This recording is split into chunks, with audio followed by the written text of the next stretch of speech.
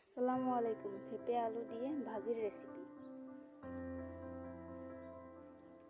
প্রথমে গরম কড়াইয়ের ভেতরে মরিচ কুচি আর পেঁয়াজ কুচি দিয়ে দেব, সাথে হলুদ দেব, নাড়তে থাকবো, সামান্য লবণও দিব, আর পেঁপে আলু কুচি দিয়ে দেব, দিয়ে ভালো করে নাড়তে থাকবো। নাড়তে নাড়তে সেটা আস্তে আস্তে লাল করে ফেলবো। বেশি হাই হিটে জালটা বাড়িয়ে দেব না, আস্তে আস্তে জালটা কমিয়ে দেব, যাতে ভাজিটা সিদ্ধ হয়ে যায় আর আস্তে আস্তে লাল হয়ে যায়। এই দেখেন লাল হয়ে গেছে, নাড়তেই থাকবো।